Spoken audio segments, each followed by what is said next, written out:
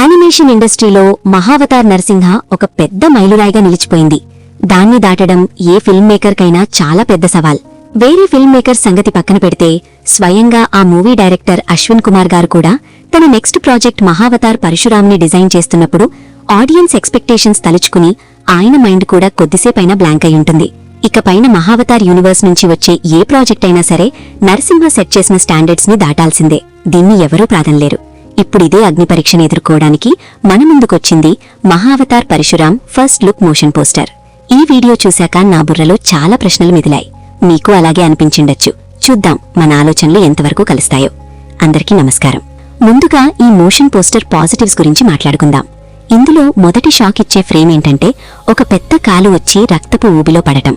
దానితో పాటే ధర్మం పడిపోయినప్పుడు భూమి రక్తంతో తడుస్తుంది, ఆయన ఈ భూమిని 21 సార్లు రక్తంతో శుభ్రం చేస్తాడు అనే టెక్స్ట్ కనిపిస్తుంది. దీన్ని బట్టి మహావతార్ నరసింహ మూవీ కంటే పరశురాం మూవీలో బ్లడ్ బాత్ 4 రెట్లు ఎక్కువగా ఉండబోతోందని అర్థమవుతోంది. అక్కడ రక్తం పారింది, ఇక్కడ రక్తపు ఏరులు పారుతాయి. ఎందుకంటే పరశురావుడి కథను అర్థం చేసుకోవాలంటే మెంటల్గా చాలా మెచ్యూరిటీ ఉండాలి. ఇది పిల్లలకి సంబంధించిన కథ కాదు. ఎందుకంటే ఇందులో ఉన్న మెటాఫారికల్ సినిమాని అర్థం చేసుకోకపోతే కన్ఫ్యూజ్ అయిపోతారు. నిజం చెప్పాలంటే మన ఫిల్మ్ మేకర్స్ చాలా మంది ఫ్యామిలీ ఆడియన్స్ కోసం ఇలాంటి వైలెంట్ కథలను చాలా సాఫ్ట్ గా మార్చేస్తుంటారు. కానీ అశ్విన్ గారు మాత్రం పరశురాముడు 21 సార్లు అవినీతి పరులైన క్షత్రియ రాజులను అంతం చేసిన ఆ కోపాన్ని అదే పౌరాణిక ఖచ్చితత్వంతో చూపించడానికి ట్రై చేశారు. ఇది pure adult dark action epic కాబోతోందని దీన్ని బట్టి తెలుస్తోంది. ఆ తర్వాత వచ్చే the will of Mahavishnu the wrath of Mahadev అనే tag line Indian cinematic universe లోనే పర్ఫెక్ట్ ట్యాగ్ లైన్ అని చెప్పొచ్చు. పరశురాముడు మహావిష్ణువుకి 6వ అవతారం, ద విల్ ఆఫ్ మహావిష్ణు. కానీ ఆయనలోని ఆ స్థిరత్వం, ఆ కోపం మొత్తం ఆయన గురువైన శివుడు నుంచే వస్తాయి, ద రాత్ ఆఫ్ మహాదేవ్.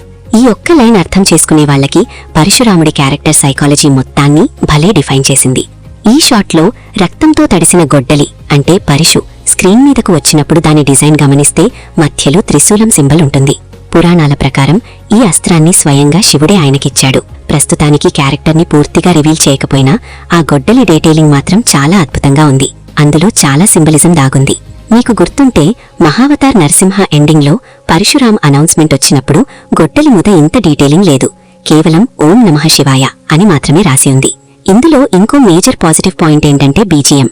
ఓం జమదజ్ఞాయ విద్మహే తన్నో పరశురాం ప్రచోదయాత్ అనే పరశురావ గాయత్రి మంత్రాన్ని బ్యాక్గ్రౌండ్లో వాడిన విధానం థియేటర్లలో మహావతార్ నరసింహ క్లైమాక్స్ లో వచ్చిన గూస్ బంప్స్ ని మళ్లీ పక్కాగా రిపీట్ చేస్తుంది. ఇక పాజిటివ్స్ పక్కన పెడితే నాకొక నెగటివ్ డౌట్ కూడా వచ్చింది. అది కూడా చెప్పాలి కదా. మొదటిసారి వీడియో చూసినప్పుడు నా మైండ్లో ఇది ఎక్కడైనా ఏఐతో జనరేట్ చేశారేమో అనిపించింది. తర్వాత దాన్ని ఫ్రేమ్ బై ఫ్రేమ్ స్లో మోషన్లో చూశాను. ఈ ఫ్రేమ్ చూశాక నా బుర్రకి చాలా సిగ్నల్స్ అందాయి. ఈ వారియర్ ఫేస్ డీటెయిలింగ్ జాగ్రత్తగా చూస్తే చర్మం మీద రంధ్రాలు, ముడతలు, రక్తపు మరకలు ఇవన్నీ ఎంత హైపర్ రియలిస్టిక్ గా ఉన్నాయంటే అవి కొంచెం ప్లాస్టిక్ లాగా అన్‌న్యాచురల్ గా అనిపిస్తున్నాయి. ఏఐ ఆర్ట్ టూల్స్ ఖచ్చితంగా ఇలాంటి over detailed hyper stylised skin టెక్స్చర్లని క్రియేట్ చేస్తాయి. ప్రతి గీత టూ పర్ఫెక్ట్ గా అనిపిస్తుంది.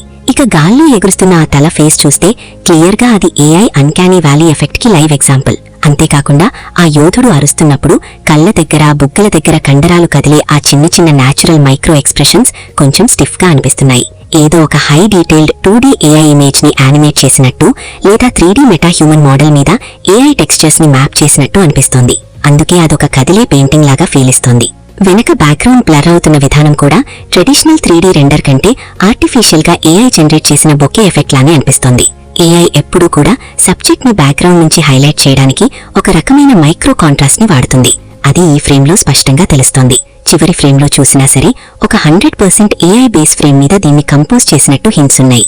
ఈ సీన్ లో పరశురాముడి క్యారెక్టర్ కాళ్లను గమనిస్తే అవి బ్లర్ అయ్యి ఒకదానితో ఒకటి కలిసిపోతున్నాయి. మరి నిజంగానే ఈ 3D మోషన్ పోస్టర్లో ఏఐ వాడారా అంటే అవుననే చెప్పాలి. ఇది పూర్తిగా ఏఐ జనరేటెడ్ కాదు. ఇదొక 3D యానిమేషన్ మూవీ కాబట్టి వాళ్ల పనిని స్పీడ్ చేసుకోవడానికి బహుశా హైబ్రిడ్ పైప్లైన్ వాడి ఉండొచ్చు. Basic textures, background matte paintings లేదా కాన్సెప్ట్ ఆర్ట్ కోసం స్టేబుల్ డిఫ్యూజన్ లాంటి ఏఐ టెక్నిక్స్ ని గట్టిగానే వాడి ఆ తర్వాత దాన్ని ట్రెడిషనల్ 3D మోడల్స్ మీద బ్లెండ్ చేసి ఉండే ఛాన్స్ చాలా ఉంది. దీన్నే హైబ్రిడ్ మోడల్ అంటారు. ఇందులో మొత్తం ఏఐ చేయదు, అలాగని జీరో నుంచి ఎవరూ గీయరు. ఇది 3D యానిమేషన్ సినిమా కాబట్టి ఇందులో ఏఐ వాడటం వాళ్ళకి చాలా కన్వీనియంట్ కూడా. అదే లైవ్ యాక్షన్ మూవీ అయితే ఈజీగా దొరికిపోయేది. ఇక్కడ ఇంకో పాయింట్ ఏంటంటే బహుశా కేవలం ఈ మోషన్ పోస్టర్ని త్వరగా రిలీజ్ చేయడం కోసమే ఏఐ హెల్ప్ తీసుకుని ఉండొచ్చు. ఫైనల్ ప్రోడక్ట్లో ఏఐ వాడకపోవచ్చు. మళ్ళీ చెప్తున్నా, ఇది పూర్తిగా ఏఐ జనరేటెడ్ అని నేను అనట్లేదు. బేసిక్ కాన్సెప్ట్ డిజైన్ కోసం ఏఐ హెల్ప్ తీసుకున్నారు, కానీ 3D రెండరింగ్ వర్క్ కూడా జరిగింది. ఈ హైబ్రిడ్ మోడల్ గురించి మీకు ఇంకా డీటెయిల్గా కావాలంటే గూగుల్లో సెర్చ్ చేసి తెలుసుకోవచ్చు. వెల్, ఈ మోషన్ పోస్టర్ గురించి నా అభిప్రాయాలు ఇవి. మీరేమనుకుంటున్నారో కమెంట్స్లో ఖచ్చితంగా చెప్పండి. మళ్ళీ నెక్స్ట్ వీడియోలో కలుద్దాం. అప్పటి వరకు సెలవు.